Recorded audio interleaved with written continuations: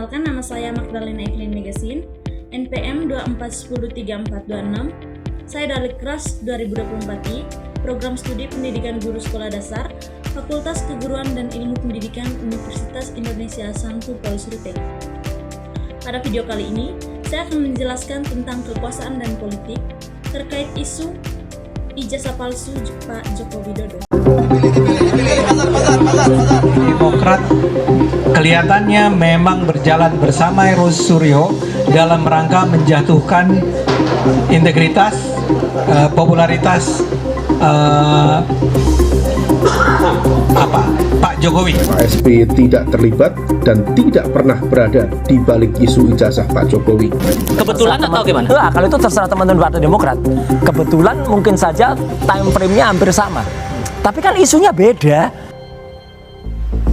Polemik ijazah Jokowi berujung merembet hingga membawa nama Partai Demokrat. Saling tuding Partai Demokrat dengan pendukung Jokowi terkait siapa dalang yang berada di balik isu dugaan ijazah palsu Jokowi juga kembali muncul. Awal pekan ini, Partai Demokrat mengambil sikap untuk melaporkan 4 akun media sosial yang menuduh SBY terlibat isu ijazah Jokowi ke Polda Metro Jaya. Laporan dilayangkan lewat Kepala Badan Hukum dan Pengamanan Partai Demokrat, Muhajir, atas dugaan tindak pidana penyebaran berita bohong.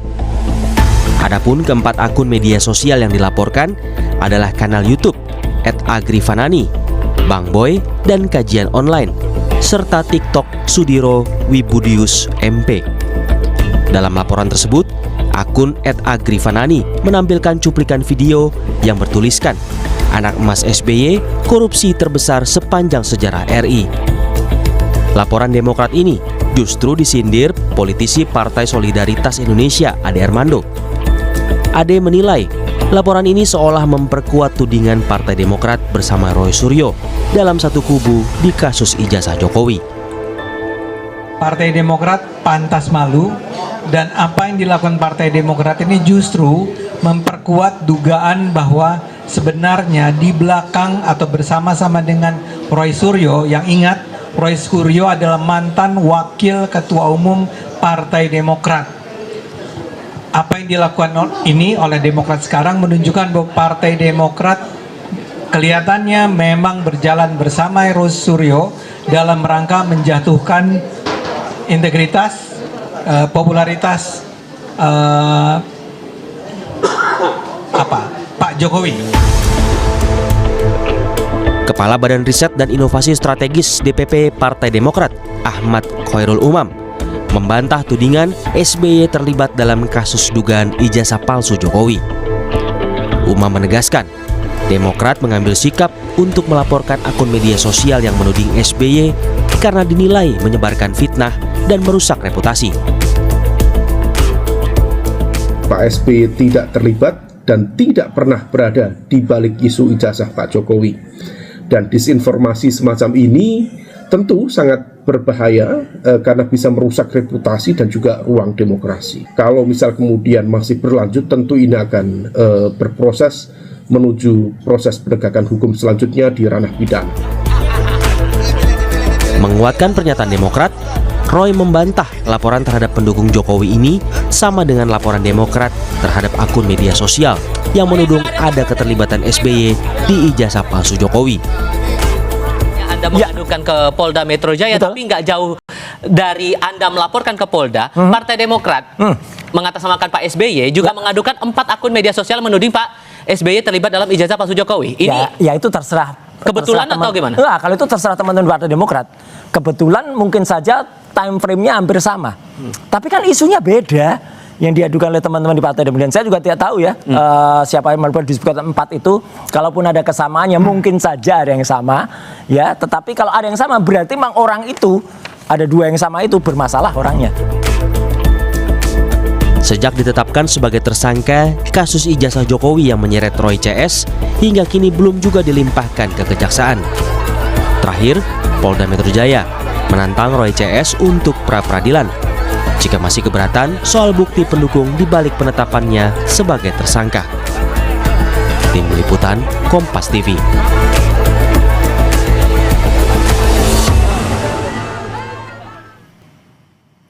Selamat sore. Dan ada juga kuasa hukum Roy Suryo, Refli Harun. Bang Refli, selamat malam. Selamat sore juga. Oke, saya mau nanya ke Bang Ade dulu. Bang Ade, kenapa sih Anda tiba-tiba bisa menyimpulkan Partai Demokrat satu kubu ingin menjatuhkan nama baik Pak Jokowi di kasus tudingan ijazah palsu? Saya perbaiki sendiri sedikit ya kalimatnya. Saya menyatakan ini memperkuat dugaan ya, memperkuat dugaan bahwa Partai Demokrat itu memang bersama-sama itu sebetulnya sejalan atau seperahu dengan Pak Roy Suryo. Jadi sebetulnya kan sudah sejak cukup lama ya kita mendengar atau banyak pihak menduga-duga bahwa Roy Suryo ini tidak bekerja sendirian ya, dia bekerja bersama-sama kekuatan-kekuatan besar. Tapi ya dugaan ya, dan sekarang masalahnya Partai Demokrat seperti memberikan bukti yang sangat jelas bahwa, atau minimal gini, bukti bahwa mereka memang sejalan dengan Roy Suryo. Contohnya saja adalah bahwa kan karena kita mulai menyadari bahwa ya sebetulnya Roy Suryo itu adalah mantan wakil ketua umumnya Partai Demokrat di masanya ya. Kemudian sesudah itu ada pernyataan dari Benny Harmans ya, yang bikin pernyataan yang sangat melecehkan sebetulnya Pak Jokowi, walaupun dia tidak menyebut nama, itu dalam sebuah sidang DPR. Ini Kemudian jadi muncul lagi ada Bang Ade menduganya bersama-samanya sejak dari awal atau di tengah-tengah? Saya sebetulnya nggak bisa mengatakan yang mana ya. Dan teman-teman yang sekarang dikenakan laporan itu, yang dilaporkan itu juga sebetulnya tidak pernah menyebut secara spesifik ya bahwa misalnya Pak SBY itu berada di belakang ini semua ya. Jadi sebetulnya di kabar bohong yang mana yang mau dikatakan oleh teman-teman Demokrat ya. Nah, sebetulnya kan semula kita menyangka itu akan menggunakan tuduhan pencemaran nama baik kan, tapi ternyata mereka menggunakan pasal penyebaran kebohongan. Nah, saya menduga bahwa kenapa bukan pasal pencemaran nama baik yang digunakan adalah karena kalau pencemaran nama baik itu yang melapor ke polisinya harus orang yang terkena pencemaran, yaitu Pak SBY. Oke, dalam hal ini Pak SBY ya. Pak SBY memilih tidak, kemudian partai. Nah, kalau pasal pencemaran nama baik nggak bisa Partai Demokrat yang mengajukannya, harus orangnya. Jadi partai menggunakan pasal penyebaran. Sebenarnya kita pengen nanya hal ini juga kepada Partai Demokrat, tapi kita sudah mengundang, cuman karena satu dan lain hal Partai Demokrat belum bisa bergabung di diskusi ini. Namun saya mau nanya hal ini ke Bang Refli, emang benar tudingan tadi dugaan dari Bang Ade bahwa Demokrat ini satu kubu dengan Roy Suryo CS dalam kasus dugaan ijazah palsu Jokowi untuk mendiskreditkan nama baik Pak Jokowi, emang betul Bang Refli? Ya, begini ya. Pertama, saya tidak berpretensi mewakili Demokrat. Apa yang dilakukan Demokrat adalah hak Demokrat sendiri dan tidak ada urusan dengan saya. Saya disclaimer bahwa saya adalah kuasa hukum dari RRT, Roy, Rismond, dan Tifa. Jadi kepentingan saya adalah kepentingan membela mereka secara profesional tentunya. Nah, kalau misalnya dikatakan bahwa Roy Suryo satu perahu, ya katakanlah satu kubu dan lain sebagainya, tadi Mas Ade dengan pandai dalam tanda kutip sudah memarking dirinya dugaan.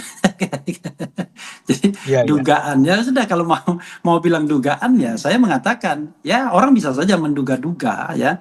Tetapi kalau kita back to history mengenai ijazah palsu ini, kita akan paham bahwa yang pertama-tama mengucapkan ini adalah kan Bambang Tri, kemudian ada kasus gugatan perbuatan melawan hukum ke Pengadilan Negeri Jakarta oleh Egy Sujana dan lain sebagainya. Kemudian terakhir kemudian ada Roy Suryo, ada Dr. Tifa, Rismond Hasiholahan, dan kemudian masih banyak lagi orang-orang yang kemudian ikut membicarakan ini. Nah, kalau kemudian Partai Demokrat di ujung-ujung ini disebut, saya kira ini kan langkah cerdas dalam tanda kutip lagi oleh Bang Ade dan kawan-kawan ya, untuk membuat permainan ini jadi panjang. Karena makin melebar, makin meluas, maka makin seperti ikan itu makin susah kemudian kita menangkap ikannya. Padahal yang kita pahami adalah sebagaimana dikatakan oleh Roy Suryo, 99,9% ijazah itu firm palsu. Oke, Karena jadi itulah artinya kemudian- adalah ini penegasan tidak ada kaitannya ya antara apa yang dituding oleh kubu Roy Suryo CS dengan Partai Demokrat. Iya, nggak ada kaitannya. Jadi kita bicara mengenai ijazah palsu. Ah, Kalau Demokrat kemudian merasa Bang Refli. tersinggung, nanti Oke. Megawati tersinggung, nah itu urusan mereka dan tidak ada urusannya dengan RRT maupun Oke. klaster 1 ya, begitu. Bang, tapi kemudian ada yang juga menuding sebelumnya ada orang besar di balik ini. Kemudian juga terakhir ada yang menuding juga kemarin Bang David bilang bahwa jangan-jangan nih ada yang membayar Mas Roy juga nih. Sehingga kasus ini Buat terus siapa? bergulir. Buat saya, Ya, jadi begini ya, kita ini di RRT sepanjang yang saya tahu atau sependek yang saya tahu, kita ini bekerja sendiri. Bahkan kita kadang-kadang harus keluar uang dari kantong sendiri untuk membiayai rapat, ya kan?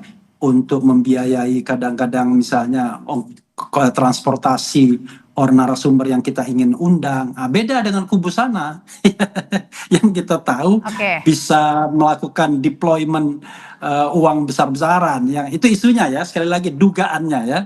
Menurut keyakinan saya dugaannya. Bahkan ada yang mengatakan sampai miliaran, sampai triliunan dan lain sebagainya. Nah, kalau kita betul-betul kita melakukan ini sendiri oke. secara mandiri dan bisa dicek begitu. Bisa di tracking ya. Oke, kalau gitu Mas Ade Iya. berarti kalau gitu sekaligus juga mematahkan dong. Sudah dibantah tadi dari kubu Roy, kita jalan masing-masing, tidak ada satu kubu nih.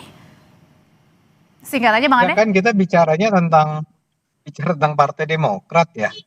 Saya juga tadi secara tepat juga disebut oleh Bung Refli kan selama ini ada dugaan bahwa partai sebetulnya semula tidak begitu kuat dugaannya, tapi begitu sekarang yang justru memperpanjang masalah kan Partai Demokrat tiba-tiba saja ikut-ikutan untuk menggugat para relawan Jokowi Oke. ya. Nah, ini jadi rame dan karena rame itulah maka teman-teman kemudian memberikan tanggapan termasuk saya. Saya justru Oke. hendak mengatakan bahwa kalau selama ini orang baru tahapannya menduga-duga, sekarang Partai Demokrat seperti memberi bukti bahwa ya oke, sudah memang kita tangkap kami ini pesannya. berada bersama-sama Pak Roy, gitu loh.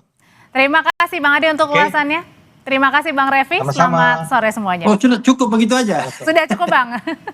Saya udah baca kajian online, wajar aja kalau dilaporkan. Ini nggak ngawur semua ini berita-beritanya, judul-judulnya ini. Malam ini Aiman Roy dikirim ke Nusa Kambangan. Oke, Bang Refli terima kasih. Selamat. Dalam sistem demokrasi, kekuasaan politik selalu beriringan dan diintimidasi.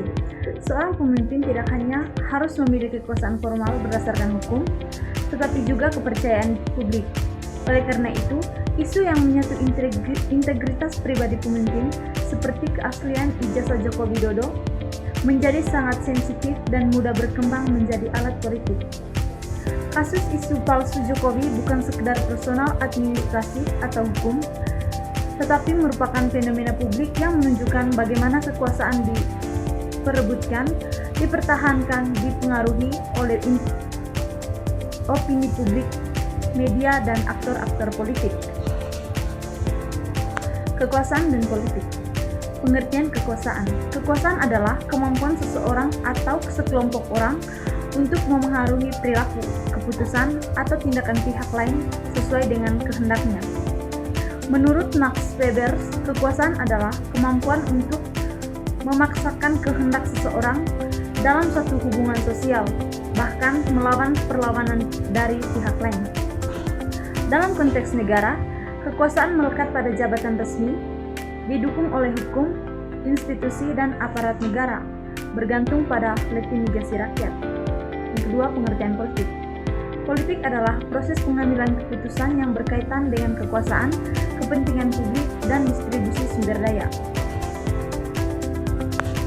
Politik tidak hanya terjadi di parlemen atau pemilu, tetapi juga dalam opini publik, media sosial, wacana hukum dan moral, narasi yang dibangun oleh elit dan kelompok kepentingan.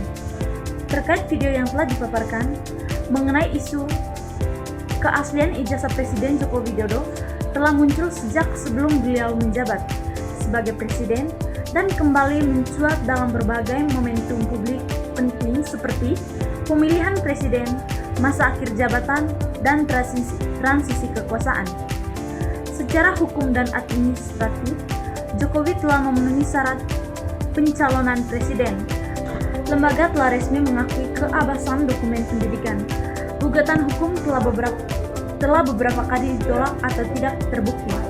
Namun secara politik, isu ini terus diulang, digunakan sebagai alat delegitimasi, diperkuat melalui media sosial dan opini kelompok tertentu.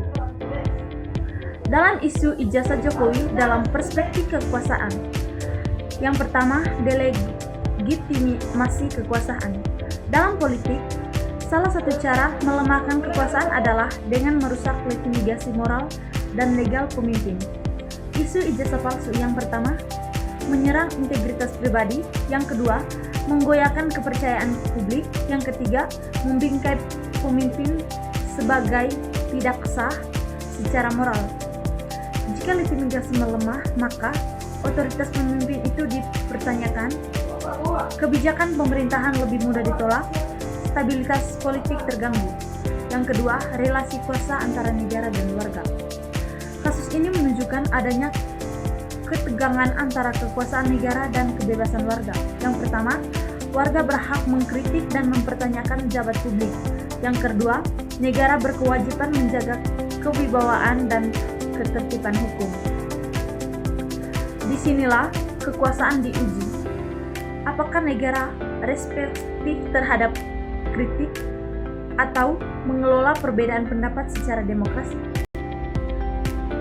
Isu ijazah Jokowi dalam perspektif politik.